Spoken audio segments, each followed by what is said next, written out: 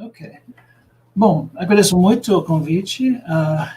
Adianto, porém, eu não posso me apresentar como grande erudito sobre Newman, porque se você realmente quer estudar Newman a fundo, você tem que procurar esse cara aqui, Padre Ian Kerr, em inglês, que escrevia 20 livros sobre John Henry Newman, e tem também inúmeros vídeos dele no YouTube. Não é difícil achar, mas tudo em inglês, claro. Bom, o título dessa fala é a ideia da Universidade de Newman, mas eu vou começar com uma introdução mais geral a ele e a sua obra, e também falar um pouco sobre 2 outros livros que não vamos analisar detalhadamente, mas sem os quais seria difícil abordar os 2 livros que foram escolhidos, a saber, a ideia da universidade e a gramática do assentimento, que vai ser o assunto da próxima palestra na quarta-feira. Primeiro, uma orientação bem geral, dada por ninguém menos do que John Henry Newman mesmo, na ocasião da sua carta de aceitação do cardinalato, em 1878, ele virou cardeal sem ser ordenado, consagrado bispo. E ele escreveu o seguinte: toda a minha vida, tanto como anglicano, e como veremos, ele passou quase exatamente a metade da sua vida como anglicano, protestante, outra metade como católico. Toda a minha vida, tanto como anglicano quanto católico, foi uma única luta contra a ideia. Vamos lembrar essa noção da ideia, que vai voltar várias vezes, contra a ideia de liberalismo na religião. Liberalismo na religião. Fecha aspas. Adianto que esse não é liberalismo econômico que conhecemos hoje em dia aqui no Brasil. Também não liberalismo político, no sentido talvez norte-americano, mas um liberalismo em matéria da religião. E o que ele entendeu por isso é a razão por que ele escolheu essa caracterização de toda a sua carreira, de quase 70 anos como adulto, porque ele viu no liberalismo da época uma tentativa muito popular, muito difundida, de caracterizar a religião em geral, o cristianismo em particular, como uma expressão, uma manifestação, uma epifania exterior de estados da consciência, de sentimentos, esperanças, buscas, disposições da mente. Mais famosamente, no caso de Friedrich Schleiermacher, uma expressão do sentimento de dependência. A nossa profunda dependência de Deus é algo que você pode sentir. E sentindo isso, esse sentimento exige uma expressão, e as religiões seriam uma manifestação precisamente dessa dependência, todas as modalidades, seja do cristianismo, seja até, pelo menos implicitamente, de outras religiões. E aquilo que impactou John Henry Newman, já como jovem, como veremos, já com 15 anos de idade, como menino, a verdade, a noção da verdade como algo que também necessariamente acha um lugar central na religião. Que a religião e a verdade são para Newman e manifestaram na sua obra e também na sua vida que a verdade, especialmente na expressão que ele não receou usar esta expressão, que para nós hoje é uma expressão meio perigosa, meio assustador, dogma. Ele chegou a amar dogma. Bom, temos que resgatá-lo de uma impressão que muitos vão ter quando eles ouvem isso, que ele foi, então, dogmático. Mas a noção do dogma, que trouxe tanto conforto, tanta força, tanta alegria à alma de Newman, é a noção simplesmente da verdade. Poucas verdades, não muitas verdades. Esta não é uma caracterização geral do conhecimento, longe disso. Mas uma caracterização de certos conhecimentos fundamentais, os quais podemos captar, podemos acessar, podemos dar um assentimento a essas verdades de uma forma realmente absoluta. Tanto na religião quanto na filosofia.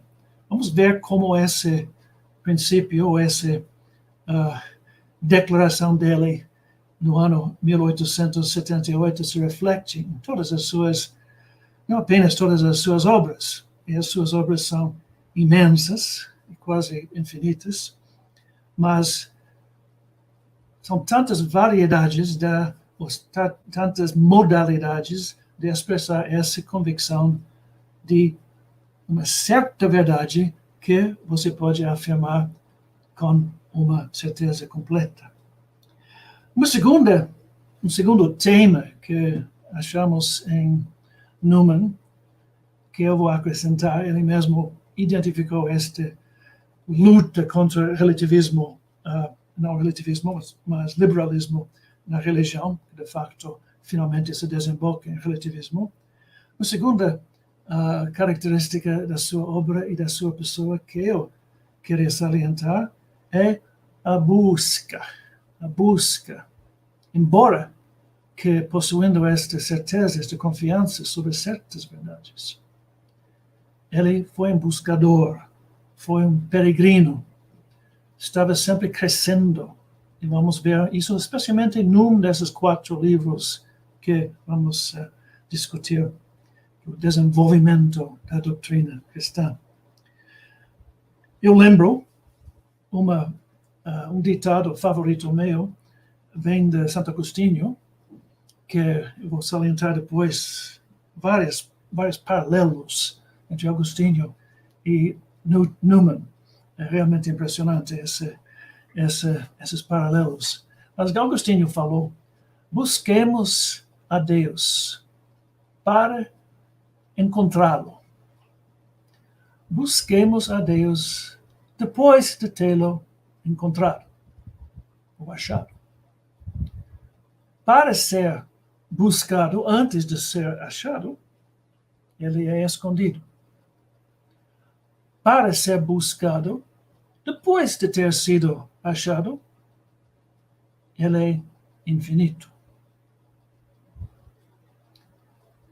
Então vamos ver que uma característica saliente de Newman era este espírito de busca, de aprofundamento, de progresso, mesmo dentro da confiança que esses dogmas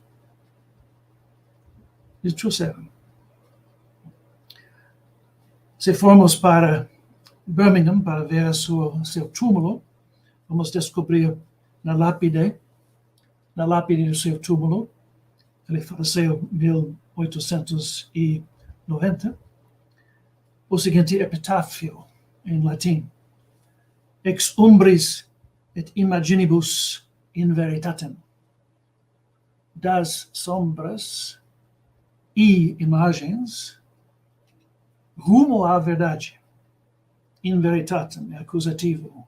Quer dizer, das sombras, das imagens, penetramos dentro do mundo da verdade, que realmente reflete bem a sua vida. Tudo bem. Sobre a sua vida, 1801 até 1890. Tantos programas de literatura do século XIX, do pensamento do século XIX passam em silêncio acima deste gigante, que pode ser chamado Senhor século XIX, Mr. 19th Century, porque vivia realmente quase todos os anos deste século. A metade, interessantemente, deste tempo, 45 anos, porque ele converteu-se ao catolicismo em 1845, com a idade mais ou menos de 44. E depois faleceu 45 anos depois, em 90. Então, é mesmo uma simetria interessante aqui. Vamos ver também que isso faz parte, sua experiência protestante, sua experiência anglicana, sua busca pela verdade, mesmo após tornar-se católico. Não foi o fim da sua caminhada, a entrada na Igreja Católica, mas o início de uma caminhada ainda mais longa. The National Institute of Newman Studies, que é o Instituto Nacional dos Estudos Newmanianos, porque esses estudos são quase tão vastos, não exatamente, mas quase tão vastos do que os estudos das obras de Agostinho. Agora tem uma base de dados de 250 mil arquivos e tem uma edição que é parcial das suas obras principais, que chega já a 31 volumes. Um gênio muito facetado, chamado por alguns até o maior teólogo cristão desde Tomás de Aquino. Isso não é coisa de interpretação, mas pelo menos teólogos renomados usaram para fazer essa reivindicação. Então, minha apresentação hoje, como introdução, não pode ser uma pequena parcela da sua vasta obra, que eu nem cheguei perto a ler uma quarta parte dela, mas eu vou dar algumas reflexões mais pessoais, como eu reagi àquilo que eu li, e também comparando-o com um autor que eu conheço ainda melhor, que é o Chesterton, e mesmo a diferença entre os dois caras, intelectual e fisicamente, é uma expressão, eu diria, de catolicidade, de largura, de envergadura da fé. Porque você não pode imaginar duas pessoas mais diferentes do que o acadêmico recolhido Newman, que teve uma voz meio fina e quase afeminada, eles falaram, e não foi agradável de ouvir a sua voz. Mas quando ele apresentou suas homilias em Oxford, chegando com tudo escrito, apenas lendo, sem microfones na época, a capela sempre foi lotada,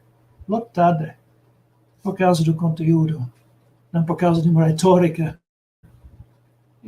Muito difícil imaginar ele fazendo um gesto até. Bom,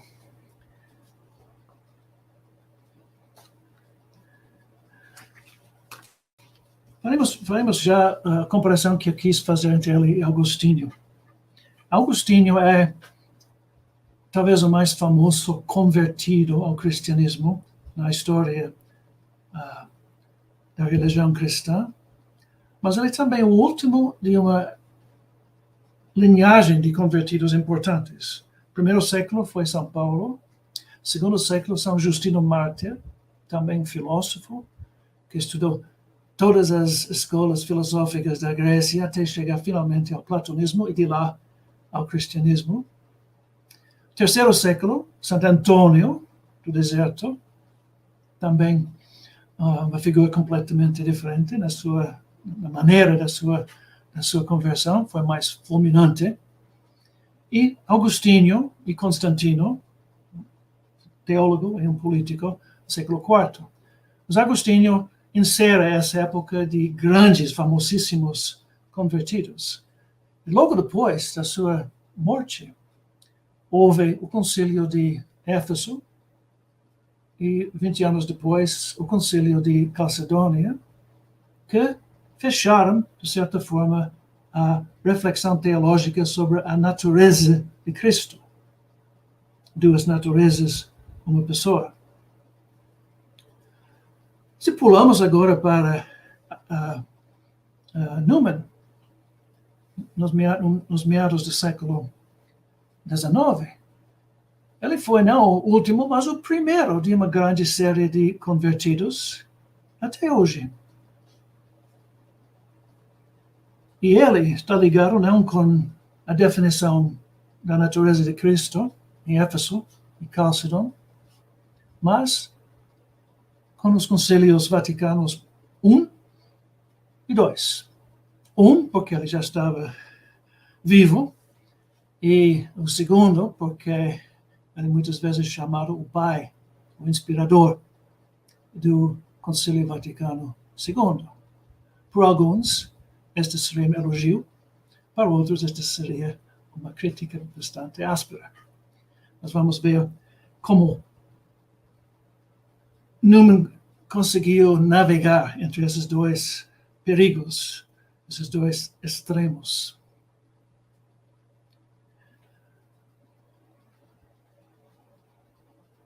Então, depois de Newman, houve Hopkins, o grande poeta, que também foi batizado por Newman, e o famoso Chesterton, Ronald Knox, Christopher Dawson, I. Watkins, e aquilo que é especialmente interessante para um acadêmico, alguém que dá aulas numa universidade, é não menos de 5 acadêmicos dons de Oxford.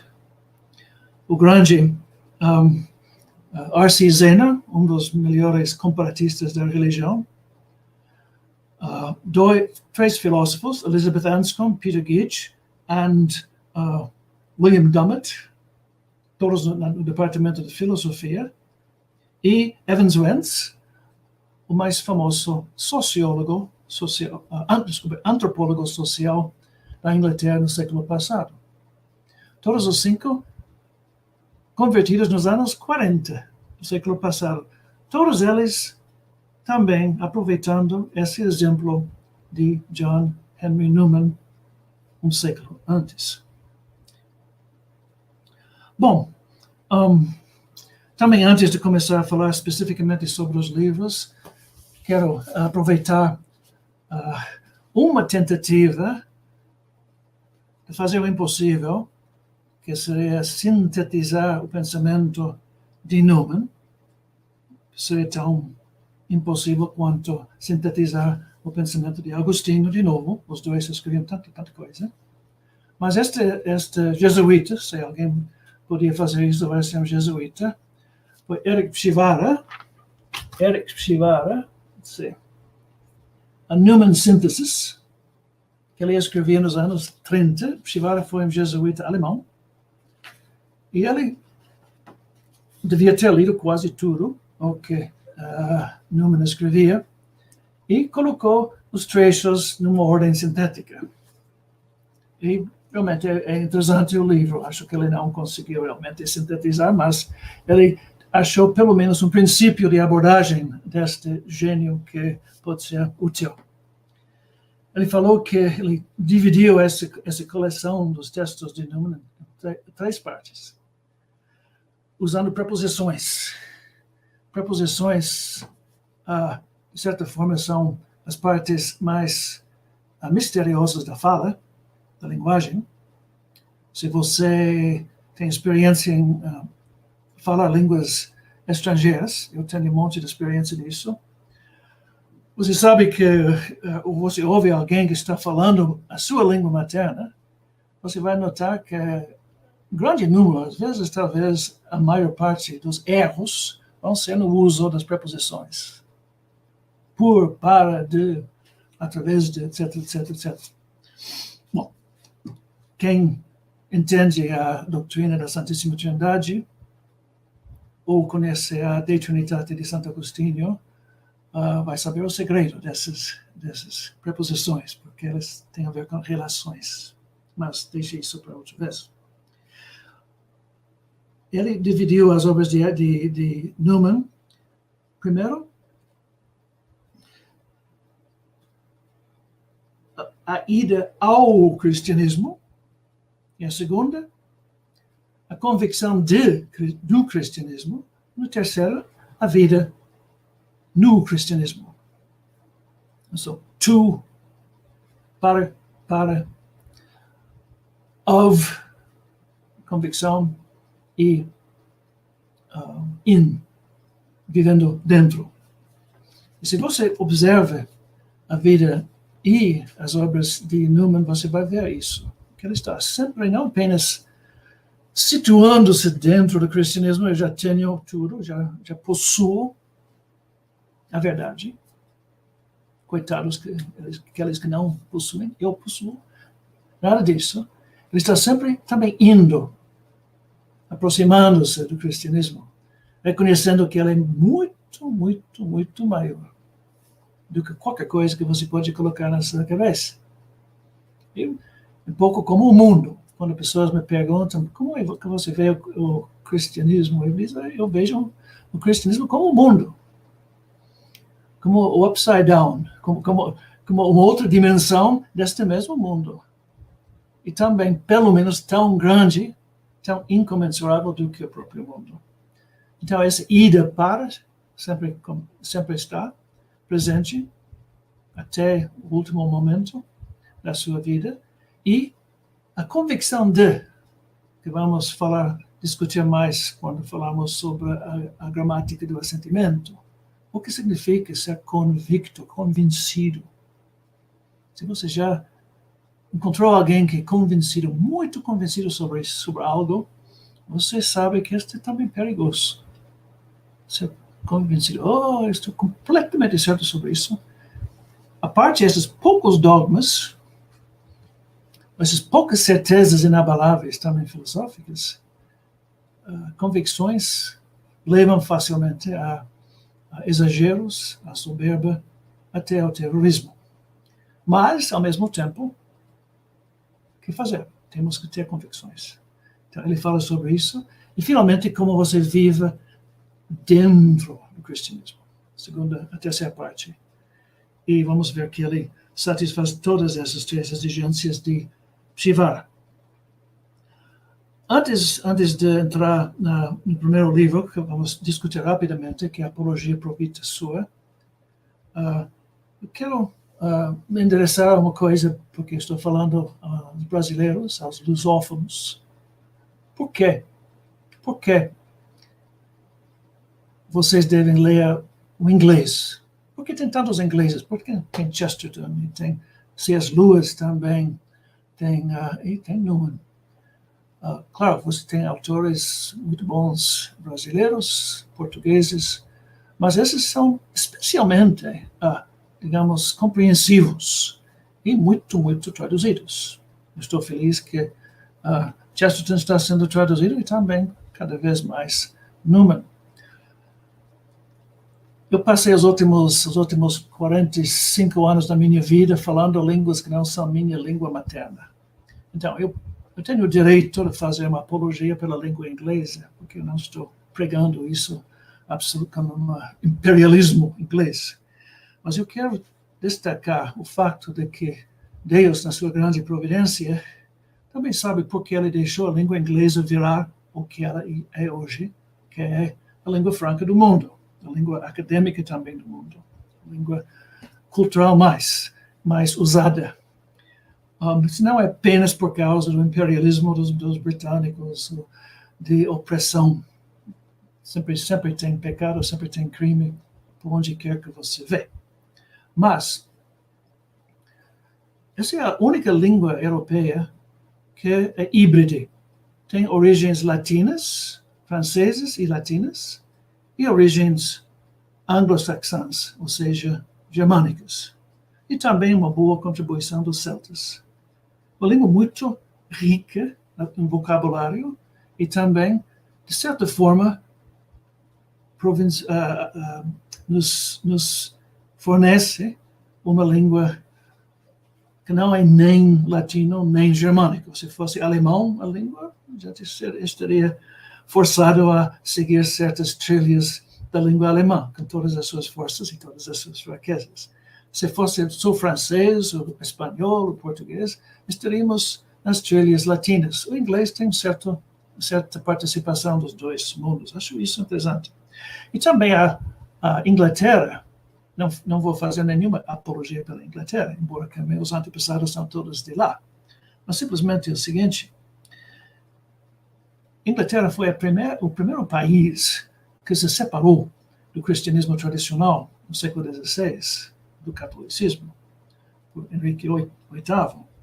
Também a primeira nação que cometeu regicídio, que assassinou um rei, Carlos I, em 1649, bem antes de Luís XVI, durante a Revolução Francesa. Também a primeira nação que teve uma revolução, a Revolução Gloriosa, em 1688. E a nação que fundou o império mais extenso, geograficamente falando, na história do mundo. E tudo isso contribui para que esses católicos, especialmente, mas também cristãos, na Inglaterra, tenham um contexto especialmente conturbado.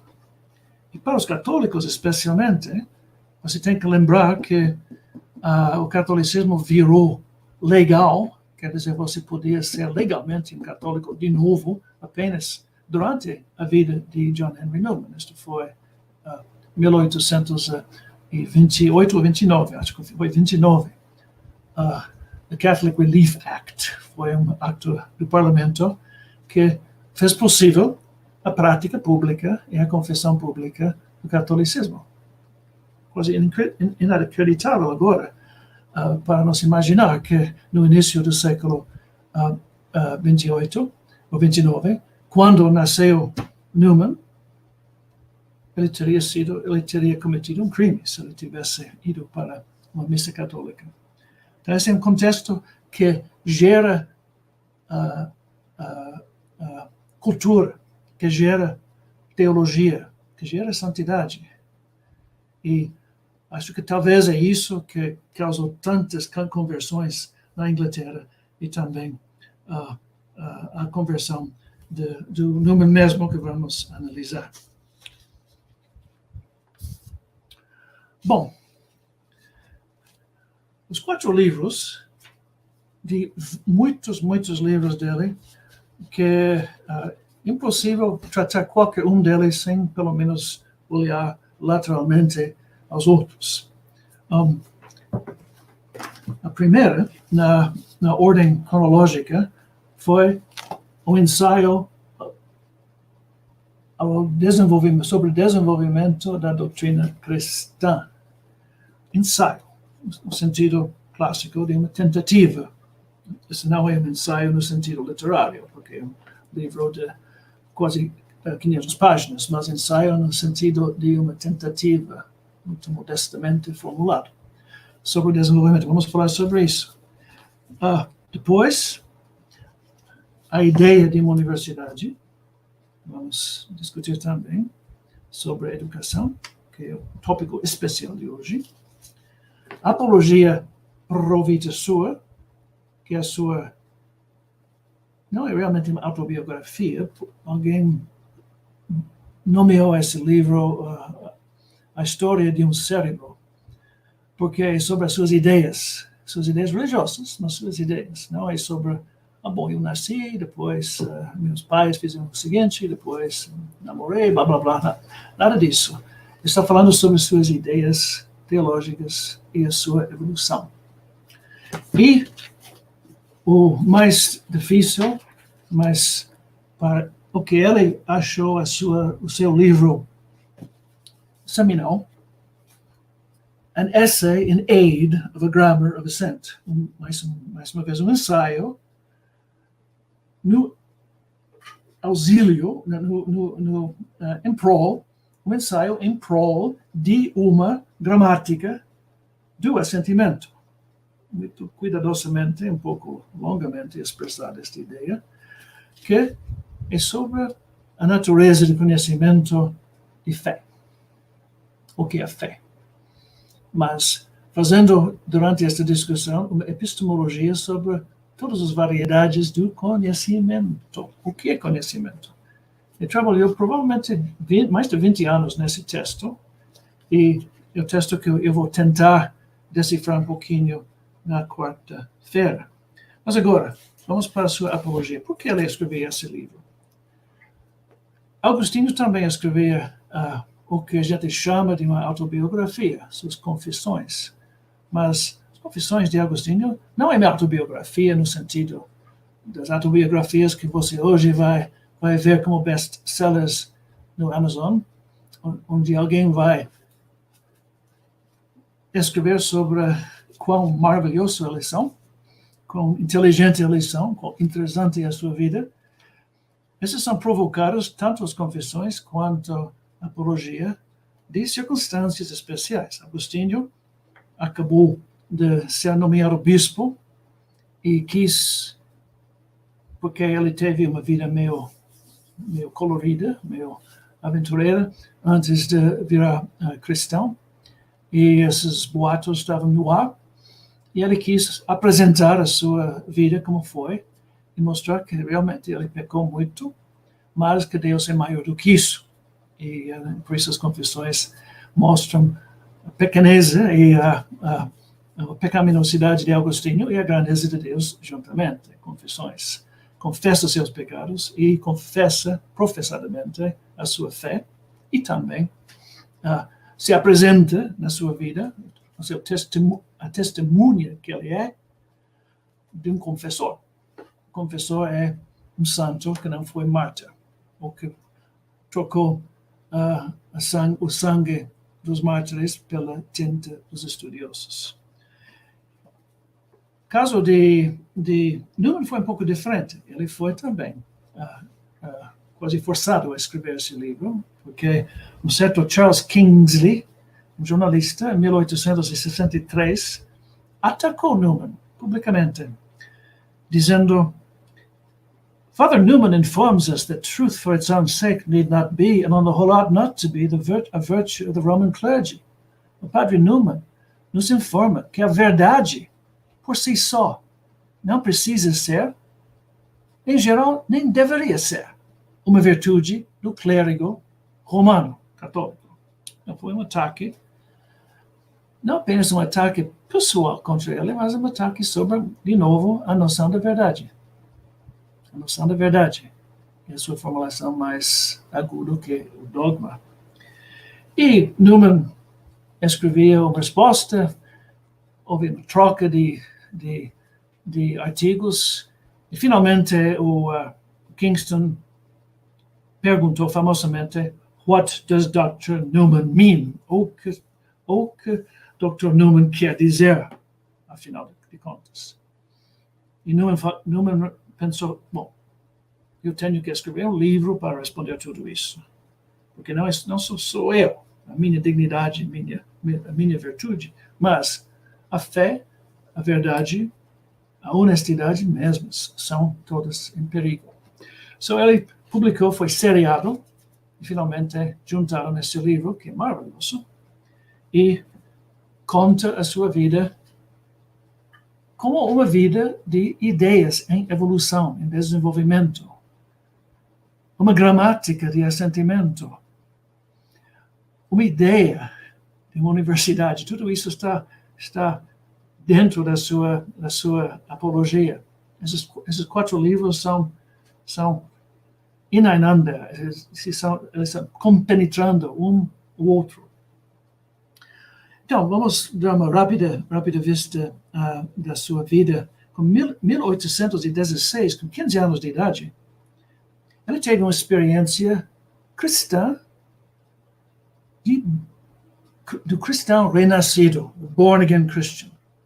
Ele virou, por causa dessa experiência, um evangélico. Ele teve uma experiência ouvindo um pastor pregando muito bem, E ele falou o seguinte sobre esta experiência. 15 anos de idade, um garoto. Em um momento, eu aceitei os básicos do credo cristão.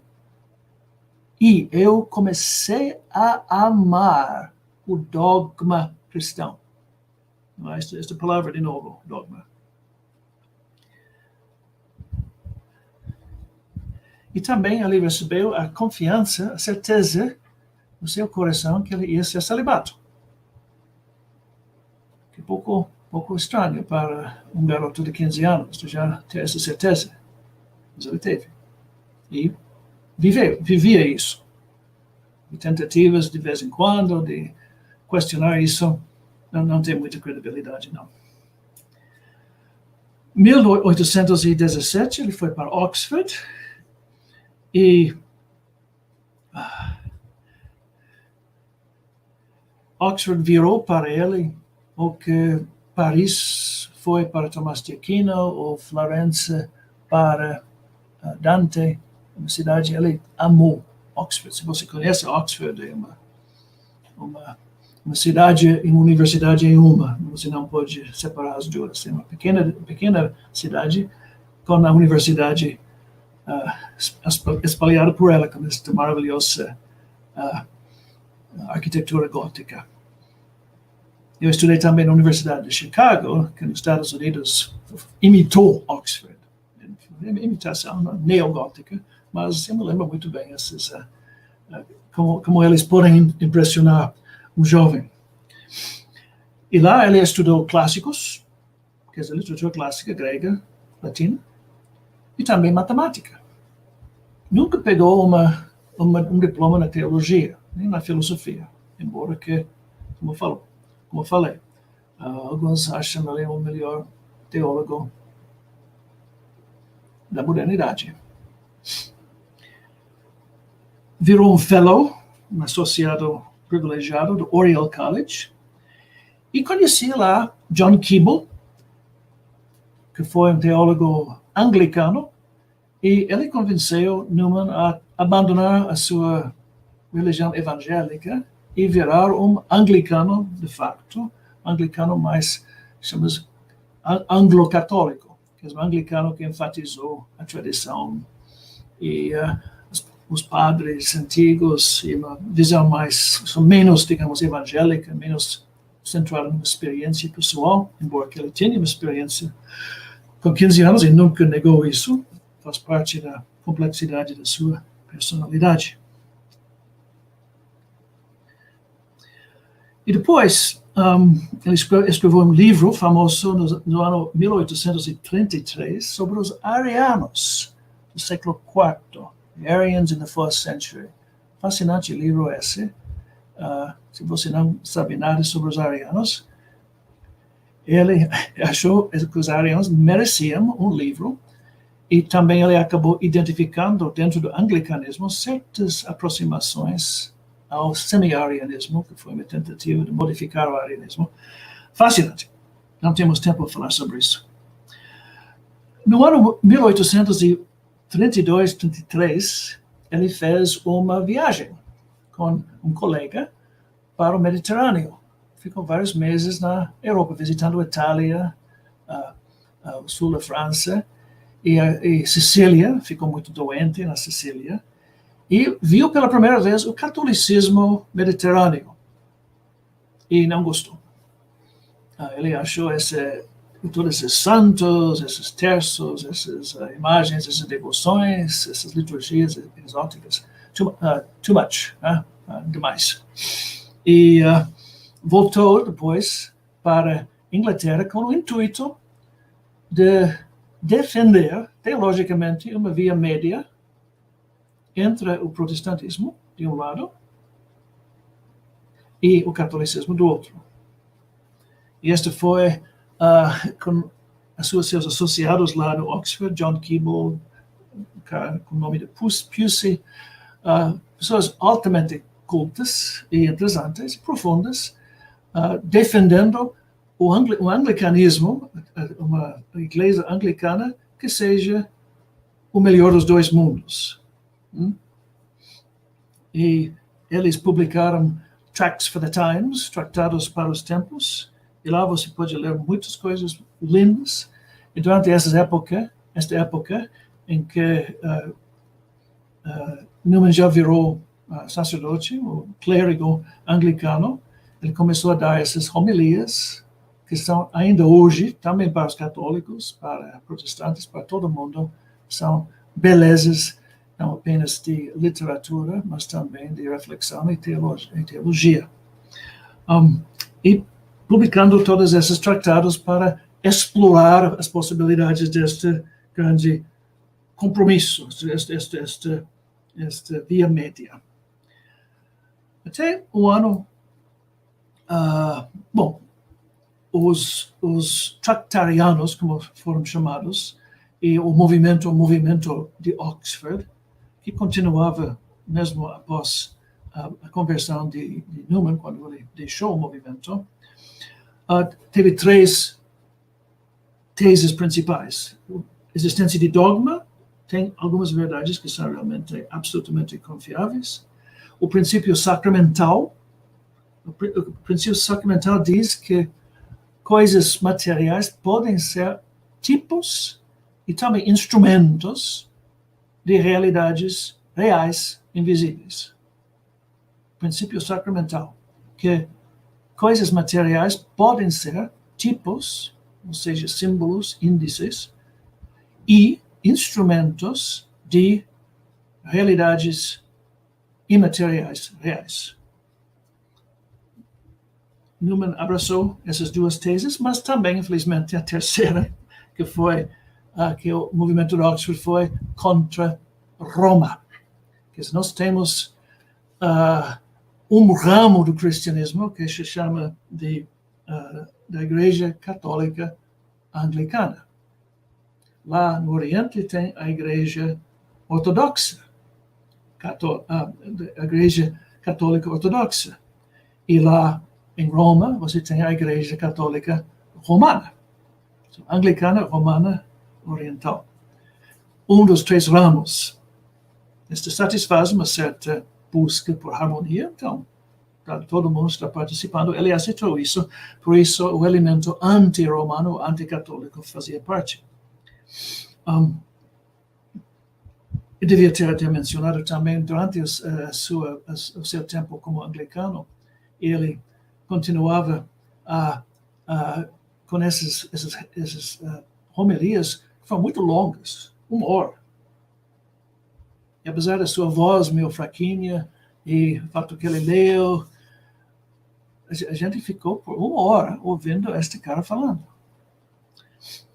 Mas, no ano 1841, ele publicou mais um tratado, número 90, e neste tratado ele discutiu o fundamento teológico do anglicanismo, que são os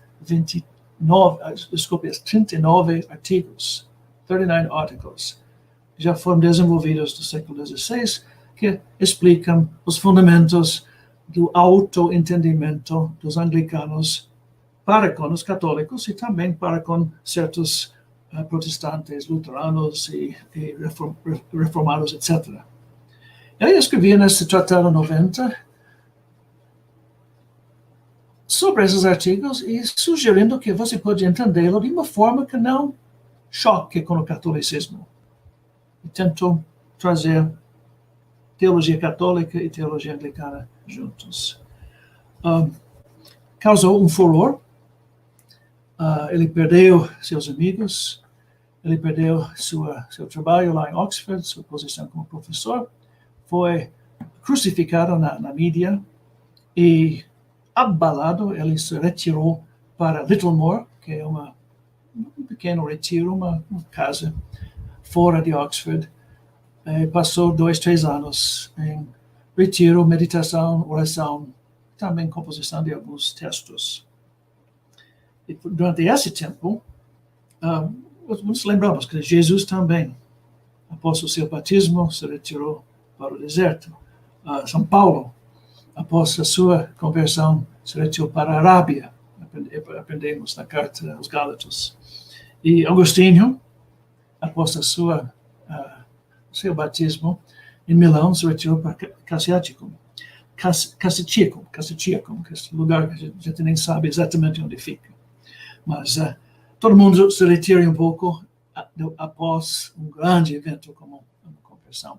E ele estava passando pelos últimos passos da sua conversão intelectual. Porque, veja só, a conversão, normalmente, como a nossa vida tem um elemento cognitivo, coisas que conhecemos, que sentimos, que percebemos, que pensamos, que inferimos, que intuímos, e o nosso mundo afetivo, volitivo, coisas que nossas emoções, nossas reações, nossa tomada de posição, nossas conturbações, nossas decisões, nossas escolhas. Então, sempre o ser humano navega entre esses dois polos, um sistema de astros, duplo astros, que estão sempre presentes. Então, em conversão, normalmente, começamos entendendo algumas coisas, passando para o desafio à nossa vontade para fazer um comprometimento e, finalmente, o comprometimento. Às vezes, as pessoas nem chegam a comprometimento. Eles sabem, eu deveria fazer isso, deveria me submeter a isso, mas eu não quero. Isso acontece suficientemente muitas vezes, né? Para fazer parte do drama humano. Mas, finalmente, ele estava no fim da sua conversão intelectual e no ano 1845 foi batizado pelo padre passionista Dominic Barberi. Foi uma conversão lenta e ele recusou a igreja anglicana, sem dúvida alguma. Mas ele não recusou essa experiência com 15 anos de idade, nem a importância de elementos da experiência protestante que faziam parte da sua formação.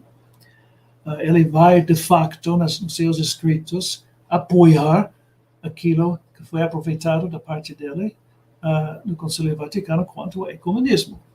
Propriamente, corretamente entendido, tem suas raízes em Agostinho também, mas exige um trabalho intelectual bastante profundo. Não uma We Are the World, simplesmente um abraço e danças e superficialidade. Uma coisa que não existe em Newman é superficialidade. O cara não foi capaz realmente de... Ele teve suas fraquezas pessoais, foi muito sensitivo às vezes, teve uma certa delicadeza que irritou certas pessoas, mas ele sabia disso também.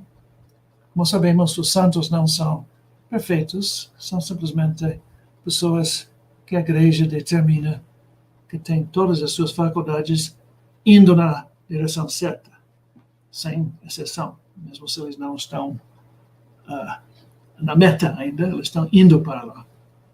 E ele teve essa capacidade. Bom, depois da sua conversão, ele sentiu a vocação sacerdotal, foi para Roma para estudar na Propaganda Fide, que é um colégio lá, com os meninos de 20, 25 anos que estavam estudando também a filosofia, porque ele teve que recuperar alguns elementos de teologia e também filosofia católicas. Infelizmente, na época, a teologia foi bastante seca, ele não gostou. Ele ganhou até uma aversão a Tomás de Aquino e a escolástica, porque naquela época houve manuais, abordagem manualística, você tem perguntas, em que a filosofia e a teologia praticamente viraram catecismos. Você tem respostas, perguntas e as respostas certas. Não? E não gostou, mas ele aceitou. E foi e recebeu a sua ordenação sacerdotal em 47. Voltou para a Inglaterra, fundou um oratório, porque ele tinha descoberto os oratorianos de Filipe Neri, São Filipe Neri, e gostou deste modelo da vida religiosa, uma vida sob regra, uma regra de vida, mas sem votos. Sacerdotes vivendo juntos, mas sem votos especiais monásticos, ou de cânones regulares, coisas assim. E tentou fundar esse oratório em Londres, não foi possível, houve vários obstáculos, e acabou fundando em Birmingham, uma cidade industrial, não a cidade mais bonita da Inglaterra. Se você for turista, provavelmente você não vai ir para Birmingham, a não ser que você é fã de Newman, porque seu oratório ainda está lá, sua biblioteca, seu quarto, todas essas são agora quase santuários desde a sua canonização. Bom,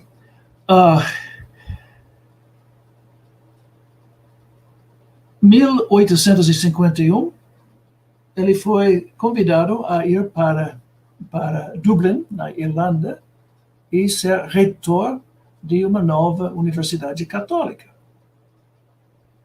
E a gente já reconheceu a sua sabedoria, a sua erudição, sua seriedade. Achava que ele seria o homem para essa tarefa.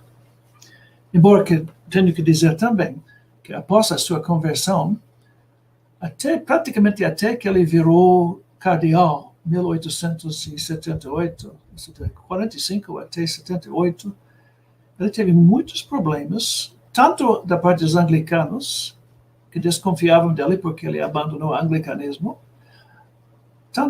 quanto dos católicos que achavam que ele nunca realmente abandonou o anglicanismo. Ele foi quase um penetra, porque ele teve suas próprias ideias. Ele não gostou desta escolástica seca, e as pessoas tinham as ideias. E houve muita suspeita. Mas também houve reconhecimento da parte de alguns, e o bispo que convidou ele para Dublin foi lá, a universidade foi fundada, ele foi um fracasso total como administrador, não é um homem prático, também não sempre se entende bem com todo mundo, e não deu certo. Mas ele foi convidado a escrever algo, apresentar falas sobre educação em preparação para esse programa de estudos nesta universidade vindoura, que de fato nunca virou como ele imaginou. E esta virou the idea of a university. Mas, antes disso,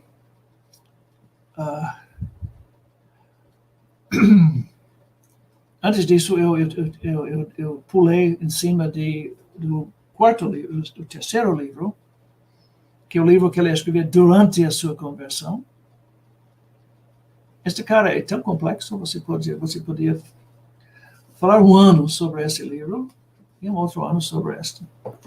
Eu estou tentando fazer tudo isso em 1h30. Mas quando ele se retirou para Littlemore, após este Tratado 90, e a grande reação, a sua praticamente foi expulso da comunidade dos acadêmicos e dos clérigos, ele começou a pesquisar, já estava pesquisando por anos, como é que a igreja tem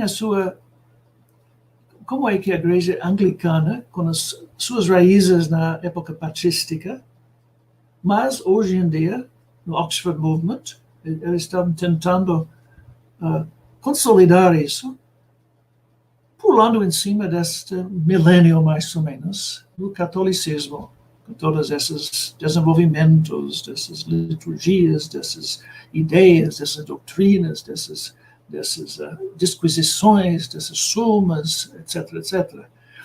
E ele realmente embarcou nesta pesquisa, achando ou esperando que talvez ele ia poder provar uma vez por todas que o catolicismo realmente é cheio de invenções humanas, de imaginações fictícias, de acréscimos totalmente supérfluos e, às vezes, completamente erradas, que não tem nada a ver com o Evangelho, com a primeira igreja e com os padres gregos e latinos dos primeiros 5 ou 6 séculos. Né? Mas, ao longo da sua pesquisa, ele descobriu que não era bem assim. que esses desenvolvimentos foram, de fato, desenvolvimentos, embora que de vez em quando, claro, a igreja exige como cada árvore saudável precisa ser podada de vez em quando, não para matá-la, mas para favorecer um crescimento orgânico, harmonioso. E ele chegou a essa conclusão, que aquilo que aconteceu foi um podar de certas ideias, mas o crescimento de outras. E o seu livro, Development of Christian, o desenvolvimento da doutrina cristã, foi um tratado que acabou mostrando que há uma vida, um organismo, usando, essa foi a época de Darwin, época também Hegel estava no ar com a sua dialética. O próprio Marx morava em Londres, nos últimos 30 anos da sua vida. Marx faleceu em 83. Ideia interessante imaginar Newman e Marx passando um ou outro nas ruas de Londres. Plenamente possível. Mas também Marx, na sua dialéctica, todo este ênfase sobre movimento, sobre mudanças, sobre evolução, chegou também na mente de Newman. Mas ele falou que tem uma mudança viva que obedece a um princípio interior. E a coisa muda para ficar a mesma. Não é uma mudança para virar outro.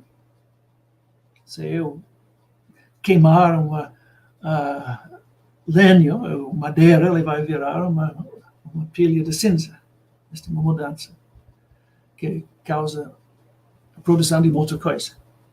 Mas se uma criança vira um adolescente, depois vira um adulto, ele está mudando.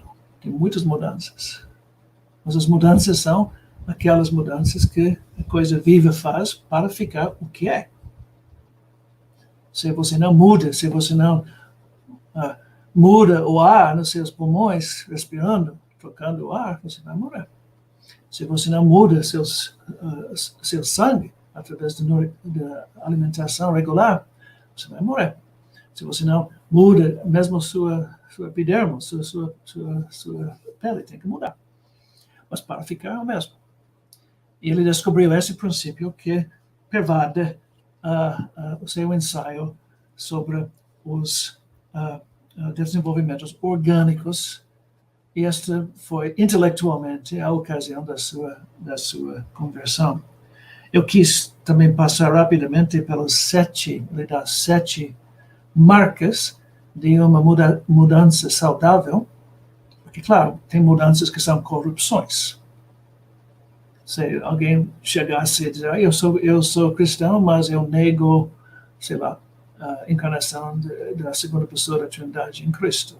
Acho que Cristo foi só um homem muito bom, mas só um homem. Tudo bem, você pode pensar isso, mas você está corrompendo a doutrina cristã, porque você não pode se identificar, pelo menos, como cristão católico, o mainstream protestante também, com este tipo de negação. Tem limites. E os dogmas, esses famosos dogmas, voltando a esse conceito, ele entendeu, a única imagem que eu consegui descobrir que comunica isso, acho que ele usa um outro, são os meus fios na rua. Você tem meus fios na rua, ou você tem margens no rio, seja os meus fios na rua, ou as margens no rio, eles não existem para impedir o movimento, mas para promover o movimento. Graças aos meus fios, você fica na rua, você pode andar, você pode ir, você pode andar. Graças às margens do fluxo, do rio, do riacho, a água pode correr. Então, os dogmas entendidos por Newman, também nos seus desenvolvimentos, tem tanta coisa a dizer sobre isso, mas não temos tempo, são lá para promover o movimento, para promover o progresso. E por isso, ele virou polêmico, porque tantas pessoas, especialmente após o Segundo Concílio Vaticano, dizem que nós temos o nosso Newman, estamos desenvolvendo a doutrina, estamos evoluindo novas ideias. E Newman tem 7 marcas, 7 controles que você pode aplicar a qualquer um que faz esse tipo de reivindicação e descobrir rapidamente que esta funciona e aquela não. E você tem que pensar um pouco. Mas, como estamos com o tempo, alguém pode comunicar-me neste chat aqui ao lado, se eu devo continuar ou parar já para as perguntas e deixar o resto para a próxima aula, para a próxima vez.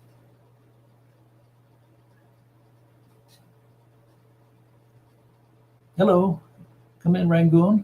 Continua mais 10 minutos. Foi o mando de Padre Mário. Eu vou obedecer. Então, vamos rapidamente passar por esses... de fato, a ideia... eu tenho que me resgatar um pouco.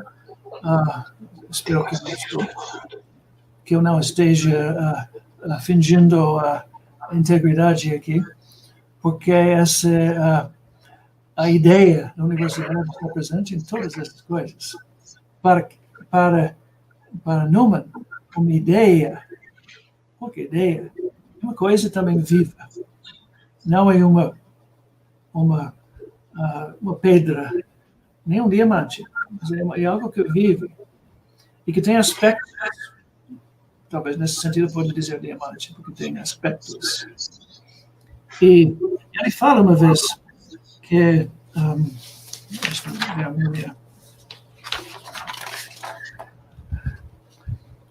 uma ideia é comensurável com a soma total dos seus aspectos possíveis.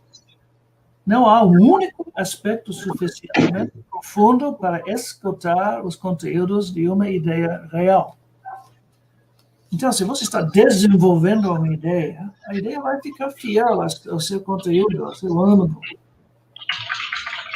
Exatamente como você vê uma pessoa com 70 anos de idade, ainda é a pessoa mesmo, tem o mesmo DNA, o mesmo código genético, mesmo nome, mas muitas mudanças. Então, ele enfatizou tanto a importância desse desenvolvimento, que a gente tem que pensar, as ideias, eles vão produzir novos aspectos, apontar novas direções. Se você recusa fazer isso, você vai cair no impasse que o São João 23, ao convocar o Segundo Concílio Vaticano, ele advertiu antes, numa declaração famosa, a igreja não é um museu. Não é um museu. As verdades não são dioramas no museu, fixos uma vez por todas. Eles são vivos. E tem muita gente que tem medo disso. Tem medo disso. Cada concílio, para alguns de vocês que não são fãs do Segundo Concílio Vaticano, eu asseguro vocês, se você estudasse um pouco sobre o Primeiro Concílio Vaticano, sobre o Concílio de Trento até, e certamente Niceia, e Constantinopla, e Éfeso, e Calcedônia, todos esses concílios foram muito conturbados. Houve pessoas... O Concílio de Trento durou quase 20 anos e quase não terminou. Houve tantas discussões e tantas animosidades. Só um cardeal espanhol que conseguiu, no final, trazer dois cardeais juntos que estavam combatendo um com o outro sobre o café. Ele conseguiu um compromisso. Eles disseram, tudo bem, vamos terminar. E eles deixaram também fora da discussão a batata quente da eclesiologia. O que é a igreja? Esta é uma reação teológica moderna, como a filosofia moderna é sempre mais subjetiva, que é o conhecimento, que é o ser humano, quem sou eu. A igreja também teve que pensar isso na presença das igrejas protestantes que estavam crescendo, se multiplicando, o que é a nossa igreja. E a gente não chegou a discutir isso no Concílio de Trento, embora que houve a necessidade. E este foi no plano para o Concílio Vaticano I. E por causa da guerra franco-prussa, que interrompeu os procedimentos, eles conseguiram falar apenas sobre 2 outros assuntos. Também, infalibilidade papal devia ter contextualizada dentro dessa discussão da natureza da igreja, do papel dos bispos, dos concílios, etc. Mas não houve tempo. E foi adiado. E só na segunda Concílio Vaticano tem a discussão disso. Foi a primeira coisa, acho, se eu me lembro bem, que foi colocado na agenda. Bom, isso temos que discutir esta vez, juntamente com um monte de outras coisas. E esta virou Lumen Gentium. Mas todos os concílios têm essa conturbação. E você acha que no Concílio de Trento, os cardeais sempre chegaram em oração, o Espírito Santo deu essas maravilhosas doutrinas, eles simplesmente transcreveram isso, todo mundo aplaudiu. Vocês estão vivendo numa fantasia. E reações após o concílio aconteceram lá também. Mas, enfim, quando você designa Cardeal Newman como o pai do Concílio Vaticano II, normalmente as pessoas querem dizer, isso significa que ele foi progressista. Não, porque o sexto, eu vou mencionar apenas o sexto, acho aqui, o sexto dessas 7 marcas, 7 notes, 7 notas, para garantir que um desenvolvimento seja ortodoxo, seja saudável, seja vivo, que não vai corromper, não vai causar morte, mas vai causar crescimento. O sexto diz a ação conservativa sobre o passado. Nós diríamos hoje, depois do Papa Bento, contra uma hermenêutica da ruptura, uma hermenêutica da continuação. Mas a ação conservativa sobre o passado, ou seja, você formula a doutrina de uma linguagem um pouco diferente, ele tem que resgatar o conteúdo já definido no passado, não pode excluí-lo. E tem mais 6. Mas a finalidade dessa fala é encorajar vocês de ler aquilo que você pode achar. Já tem uma tradução portuguesa recente da Ideia da Universidade, pela editora Ecclesia, eu já vi. Não vi, mas eu vi mencionado. E espero que seja mais. E também um bom estímulo para aprender inglês. E ler no original, embora que Newman, o inglês dele é um inglês muito rico. As frases, às vezes, são um parágrafo. Mas você segue. Ele tece uma série de pensamentos, de conhecimentos, todos são ligados, e você está acompanhando ele a ver, como eu mencionei, que cada ideia tem um número quase infinito de aspectos. Ele ajuda você a ver algumas delas.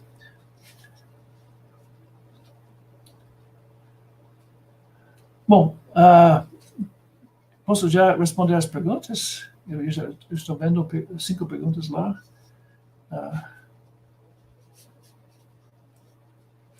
Quais filósofos que mais influenciaram o pensamento de Newton? Tássio?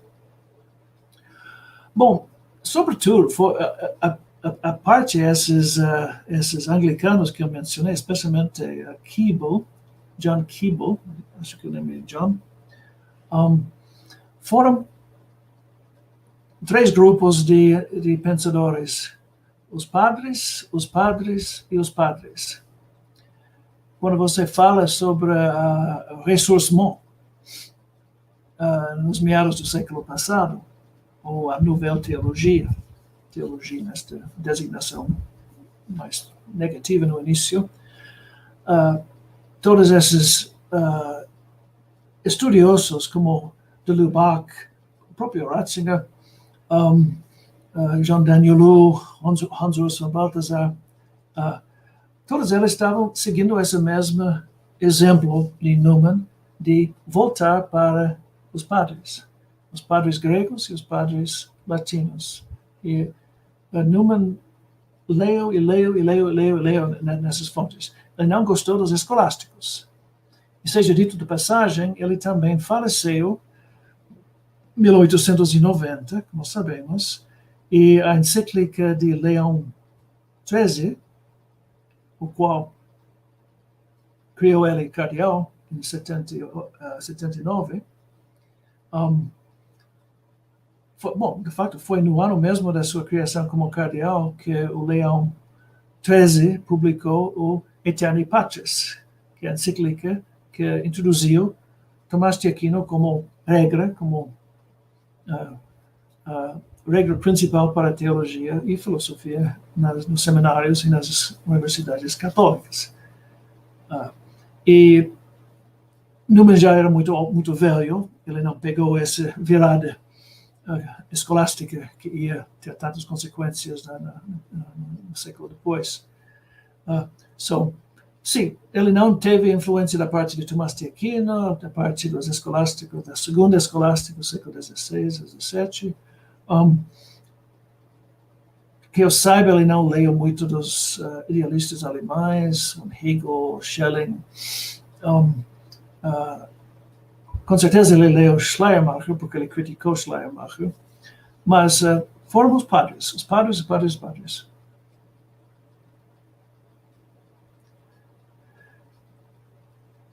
O senhor já encontrou alguma crítica protestante ao pensamento de Newman? E sim, o que acha dela?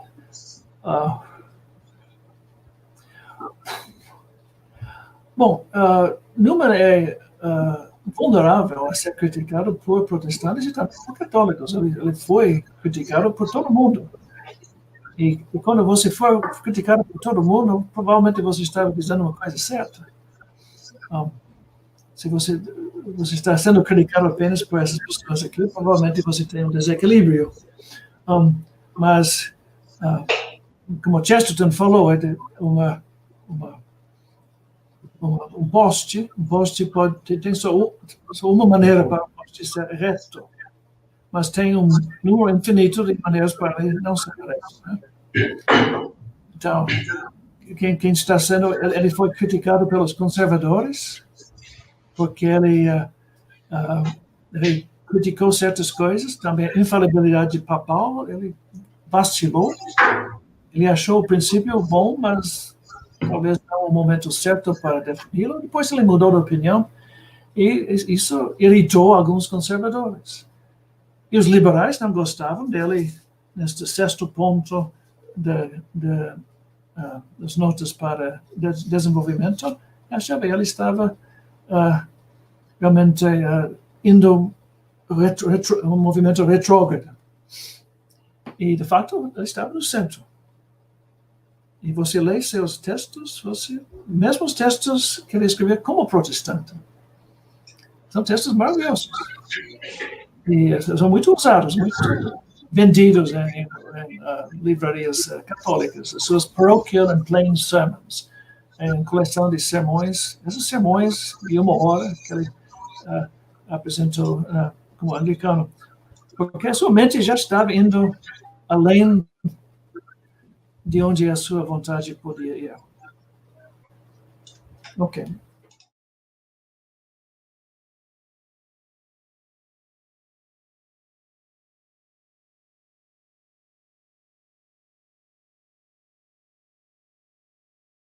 Ok, então, enquanto o padre Lee se prepare ali, eu já faço, então, as perguntas que foram feitas. Algumas, aliás, o senhor já começou a responder. Teve aquela pergunta do Tássio, perguntando quais os filósofos que mais influenciaram o pensamento de Newman. O Saulo Fernandes Brito, que acho que é aluno do senhor aí na UNB, colega, ele também fez uma pergunta parecida, creio que já tem respondido, perguntando também quais foram os filósofos que auxiliaram no desenvolvimento, portanto, Saulo e o Tássio, mas aqui também tem a pergunta do Juliano Bauer. Ele estuda filosofia na Faculdade São Luís em Brusque, Santa Catarina, e quer saber quais os principais pontos de Newman, ou em Newman, que foram influenciados por Chesterton, principalmente em seus escritos, ou seja, quais foram as influências de Chesterton em Newman. Essa é uma pergunta. E depois eu posso fazer outra, se o senhor quer que responda uma de cada vez.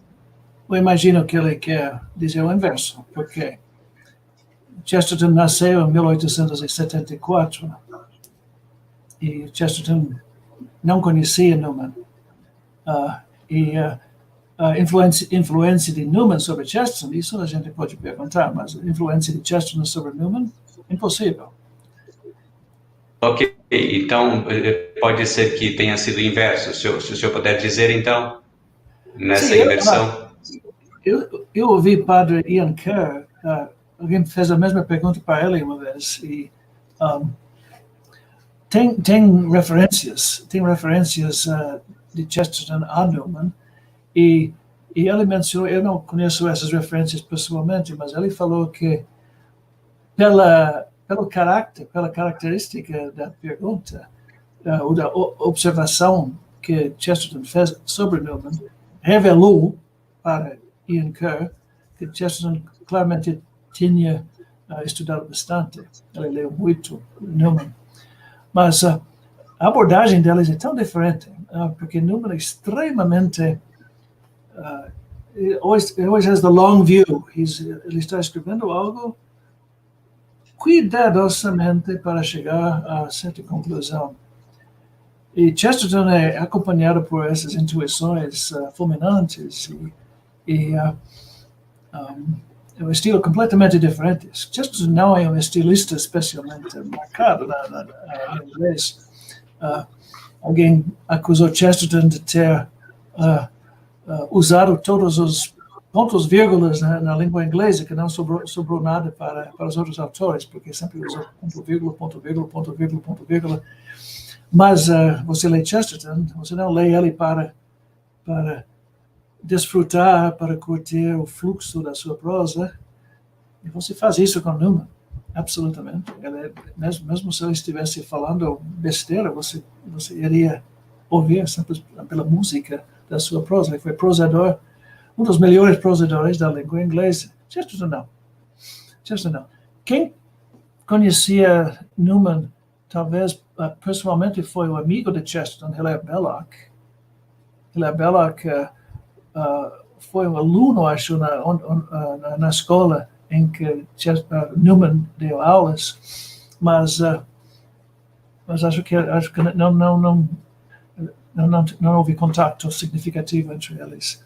Infelizmente, muito pouco a dizer sobre isso.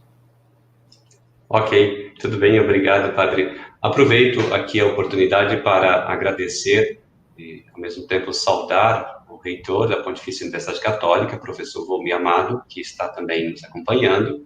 Muito obrigado, saudações ao Senhor, e continuemos, então, nessa nossa jornada, e, de modo particular agora, conhecendo um pouco mais sobre este grande homem, o Newman, São Newman.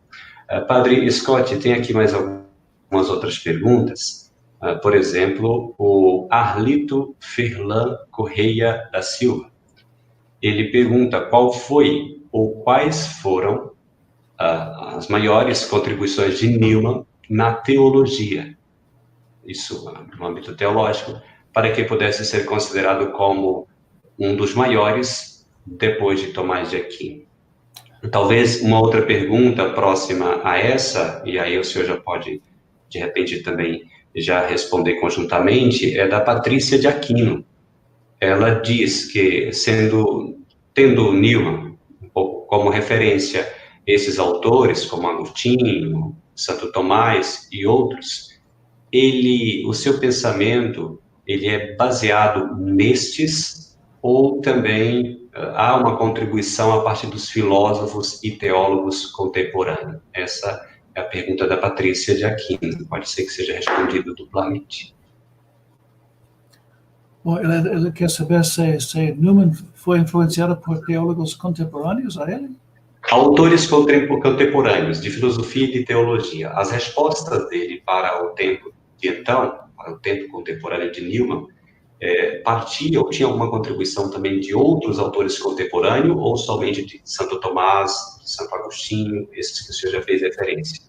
Sim, mas, de novo, São Tomás, muito pouco, por causa desta sua experiência negativa com a escolástica manualística. Mas Agostinho, muito. E também, ele, nesse livro que ele escreveu sobre os arianos, ele leu tudo que foi escrito naquela época, dos arianos mesmos e da igreja, dos teólogos ortodoxos. A sua erudição é profundamente arraigada na patrística. Ok. E eu não conheço, também não conheço ele o suficiente para indicar outros teólogos da época que talvez tenham influência, a não ser os seus colegas do movimento de Oxford, porque ele tentou continuar sendo amigos deles, mas ele foi bastante rejeitado. E apenas quando ele já estava com 80 e tantos anos, ele teve uma reunião com esses colegas também muito velhos, e eles tinham uma certa reconciliação, mas o anglicanismo e o catolicismo ficaram bastante longe um do outro. Não houve uma... Newman mesmo não viu a possibilidade de uma reunião, pelo menos não no tempo do século XIX.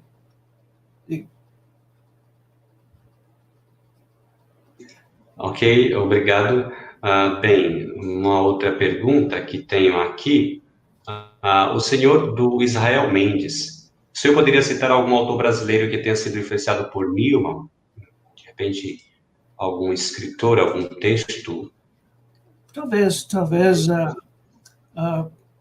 eu tenho certeza que Lima Vaz, Padre Vaz, conhecia Newman bastante bem. Eu tenho várias, na minha modesta opinião, o Lima Vaz é o filósofo brasileiro de mais profundeza, de mais conhecimento da tradição pré-moderna e também uma profunda conhecedor da filosofia moderna também. Provavelmente ele, mas eu não tenho seus livros aqui, eu teria que olhar no índice, mas eu sugiro que você dê uma olhada no livro de Cláudio Lima Vaz, porque todos os seus livros, eu acho que tem índices remissivos, porque ele tem notas de rodapé que são enormes, e com certeza ele leu inglês. Mas Newman levou um tempo para realmente entrar na conversa. Ele tem centros, Newman Centers, no mundo inglês, que são muito comuns, com centros católicos na universidades especialmente. E isso começou a propagar mais o seu pensamento, mas o seu pensamento é complexo. Voltando a essa pergunta anterior, quais são as suas contribuições à teologia atual? Eu diria, pelo menos, a noção do desenvolvimento mesmo, um desenvolvimento que ele desenvolveu de uma forma muito pormenorizada no livro, e também a sua defesa, eu diria, da noção da verdade, do dogma, no sentido proposicional. Você ouve de vez em quando pessoas que não conhecem a teologia muito bem dizendo que o cristianismo não tem nada a ver com proposições, com verdades colocadas em termos de sujeito e predicado e conclusões. Ele é um encontro com Jesus Cristo, nosso Senhor. Este encontro é vivo, é imediato, é pessoal. Claro, é pessoal, mas Newman rejeitou completamente essa redução do conteúdo da doutrina cristã a uma apenas a transmissão de uma mensagem, querigma. Claro que começou assim, mas se desenvolveu. Aquilo que os bispos e os papas subsequentes receberam não foi uma Não foi um livro, também Nosso Senhor não deu a cada um dos apóstolos um Novo Testamento com sua autógrafa, porque não existia ainda. Mas se desenvolveu depois. Mesmo o Novo Testamento é um desenvolvimento. São Paulo, inegavelmente. E a formulação proposicional dessas verdades faz parte. Esta é a noção mesmo de dogma que Newman elogiou tanto, tanto, tanto. Ele também falou, ninguém deu seu nome, desculpa, ninguém deu sua vida por uma proposição. Ele também reconheceu os limites disso. Claro que não são proposições, mas também proposições. Reduções são sempre... E outra contribuição é a análise da fé, do ato da fé, na gramática do assentimento, que vamos tentar enuclear um pouco da próxima vez, porque é tão profundo esse livro e abre tantas perspectivas sobre o que é conhecimento, também conhecimento proposicional, intuição, inferência, analogia e também testemunho. Então, todos são pontos. A convergência de evidências que cria aquilo que ele chama o sentido ilativo. Mas eu não vou explicar isso agora. Ok, muito bem, Padre Scott. Mais uma vez agradecemos a todos que estão nos acompanhando. Agora sim, o Padre Eli já está conosco, já está na sala, e irei passar a palavra a ele. Padre Eli é do Clero de Anápolis, Eli Ferreira, também professor aqui do Instituto Santa Cruz, e possivelmente da PUC Goiás, curso de Teologia. Padre Eli, bem-vindo, passo a palavra ao senhor. Olá, Padre Mário. Olá, Padre Scott. É um prazer imenso revê-lo. Uma alegria, estou acompanhando esta apresentação desde o início. Há alguns meses, quando deliberávamos sobre a semana acadêmica, a sugestão de tema, autores e conferencistas, então sugeri, naquele momento não era ainda canonizado o Newman e o seu pensamento, e sugeri o seu nome, e estou também muito agradecido de ter aceito vir dar essa grande contribuição. Eu ouvi pela primeira vez sobre John Henry Newman, Padre Scott, nas suas aulas de filosofia, no Instituto Sapientia, em Anápolis. Eu fiz os 2 anos de filosofia com o senhor, algumas disciplinas, e numa daquelas suas aulas, o senhor nos apresentou o ensaio, o desenvolvimento da doutrina cristã. Desde então, tem sido uma referência essa obra para mim.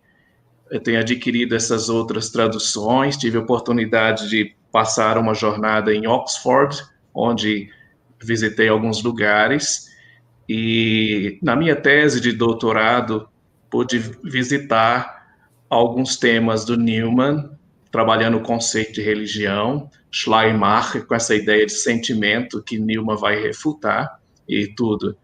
Mas para aproveitar aqui o tempo, Padre Scott, eu queria também dizer que na minha tese de doutorado, um dia quero fazer chegar às suas mãos, eu dediquei ao senhor como agradecimento pelas aulas de filosofia que me acompanham até hoje, a sua página, os seus posts, eu frequento quase que semanalmente, trago para os meus alunos de teologia, seja na PUC, seja aqui em Anápolis, as suas contribuições maravilhosas. Também o conceito de religião, trabalhei aqui a partir de um artigo que o senhor escreveu. Eu queria colocar apenas um comentário que, lá naquelas aulas de filosofia, o senhor comentou da frase que foi marcante para o John Henry Newman, que foi aquela frase de Santo Agostinho, quando ele fala que o orbe católico tem segurança no juízo, securus iudicat orbis terrarum, é decisiva para o passo para o catolicismo. E depois disso, qual é a avaliação que o senhor faz do papel do Ratzinger, Bento XVI, para que Newman se tornasse, assim, tão conhecido, suscitando tanto interesse? Obrigado, Padre Scott. Sim. Securus judicat orbis terrarum.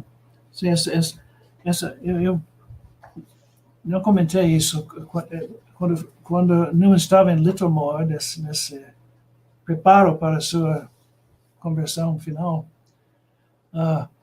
Ele estava lendo precisamente Agostinho, esta frase que usa Agostinho, falando sobre a catolicidade.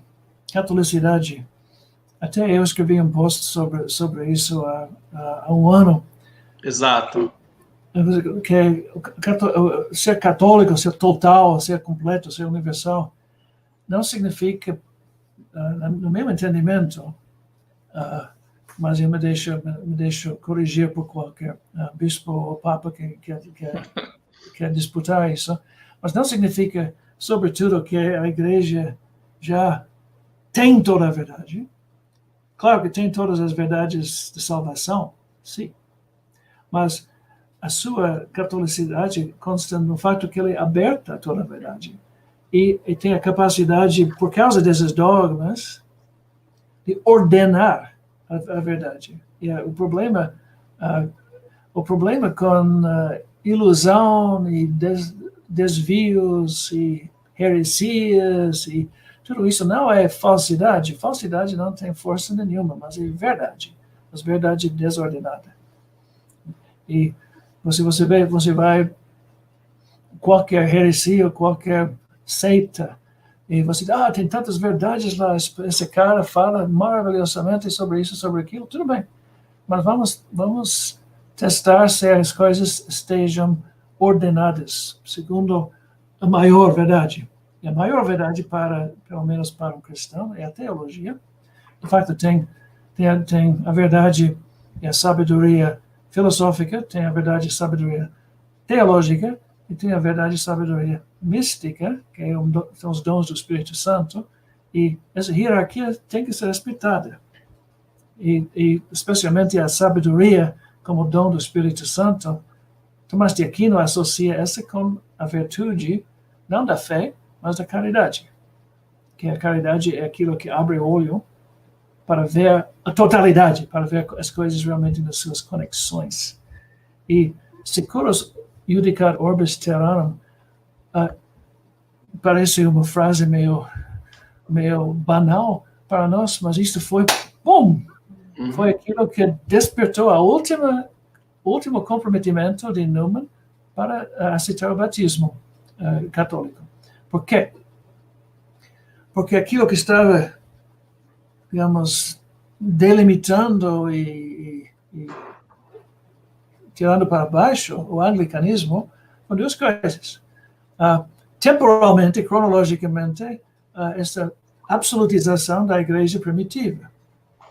Tudo é lá. E se você não está repetindo aquilo que foi dito lá, você está poluindo essa fonte original. E ignorando toda esta imensidade da Idade Média. E até hoje temos que dizer, até na teologia moderna, incluindo Newman.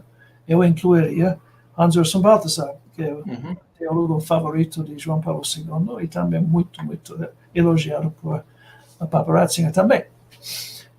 E a segunda coisa, que é a igreja anglicana, este ramo, como eles quiseram, o ramo anglicano, o ramo latino e o ramo oriental, isso não faz muito sentido, porque a igreja, esse testemunho do povo, ele escreveu um pequeno tratado uma vez, que também foi super polêmico, sobre a consulta dos laicos. Quando a consulta feita pela igreja dos laicos, o que o povo de Deus está achando sobre um assunto. E foi os conservadores católicos, ele já foi católico. Você não pode falar isso, porque a verdade vem de cima, pelo Papa, pelos concílios. Ele falou, não só. O sensus fidelium é algo também que é uma medida, não é única, mas uma medida, ele defendeu isso também. Então, essa universalidade, catolicidade, temporal, toda a história da igreja, e geográfica, toda o orbis. como hoje em dia temos que ter sensibilidade também para a África, para a Ásia, para as pessoas que estão ouvindo o Evangelho pela primeira vez. Muito obrigado. Não sei se eu respondi a sua Ok. Agradeço imensamente, Padre Scott, e depois se pode fazer oportunamente aquilo que percebe na contribuição do Ratzinger para torná-lo assim.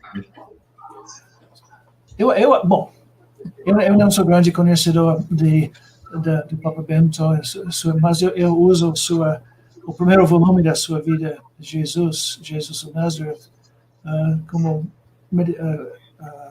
leitura espiritual. Quero ainda comprar o segundo e terceiro volume. Eu acho como a teologia do corpo foi a grande contribuição, talvez teológica, de São João Paulo II. Todo mundo tem suas opiniões, tem certas coisas que ele fez, que não fez. Nenhum Papa é perfeito. Impossível até ser perfeito. Né? Mas essa foi uma contribuição realmente nova, no sentido que estava encarando o mistério do matrimônio e do sexo de uma forma que nunca foi feita exatamente assim, mas que está completamente, se enquadra dentro da doutrina como um desenvolvimento. E da parte do Papa Bento, acho que é a sua vida de Jesus que seria a sua contribuição principal, porque ele enfrenta todos os frutos da crítica moderna, crítica histórica, crítica literária, o criticismo da Formgeschichte, todas as coisas que foram muito exageradamente usadas no início e depois foram completamente rejeitados por outros. Né? Então, o momento chegou para alguém com a inteligência dele, a humildade dele, bom, tem certas coisas boas, certas coisas que temos que rejeitar, mas a essência fica o mesmo. Eu admiro este Papa tanto porque eu estava na Alemanha quando ele foi chamado de Regensburg, onde foi professor. Ele adorou ser professor. Eu adoro ser professor, entendo isso. E ele foi chamado para ser bispo de Munique. E não só ele, eu, bispo, mas a imprensa, a mídia foi cheia de críticas. Eles estão enviando o professor para isso vai ser desastroso. E pouco depois ele acabou sendo chamado por Paulo VI, ele conseguiu resistir. E depois João Paulo II chamou ele para ser prefeito da congregação. E este cargo você não pode facilmente resistir. E ele acabou indo lá 25 anos como prefeito. E depois ele planejou a sua aposentadoria. Ele ia ficar no Vaticano, mas como bibliotecário. Porque ele é um intelectual, acadêmico, ele quer voltar para os livros. Depois virou Papa. Então, nada disso foi... se você escreve como jovem o plano da minha vida, minhas ambições, etc., nada disso. E ele aceitou isso com humildade. Esse é um testemunho, como falou o homem Newman, o homem Agostinho e o homem Papa Bento, eles são mais importantes até do que aquilo que eles ensinaram, porque a sua vida mesma fala. Tem essa consistência entre a fala e a vida. Isso quase é a fórmula para a santidade. Certo. Muito obrigado, Padre Eli, mais uma vez. Muito obrigado. De fato, o senhor colaborou para que eu entrasse em contato com o Padre Scott. Muito obrigado por essa mediação. Sempre bem-vindo entre nós. Obrigado, Padre Mário. Ok. Obrigado, Padre e demais, aqueles que nos acompanham, todos, nós já estamos chegando no final de nossa live, de nossa transmissão desta noite. Claro, muito enriquecidos por tudo que o senhor partilhou conosco.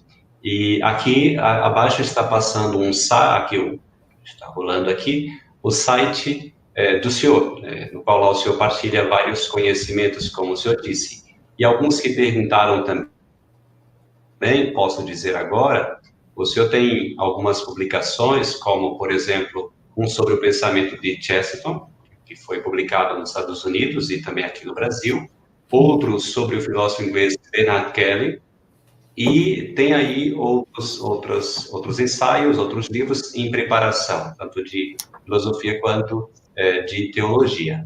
Na quarta-feira, se for o caso, o senhor também poderá dizer alguma coisa sobre estas publicações do senhor.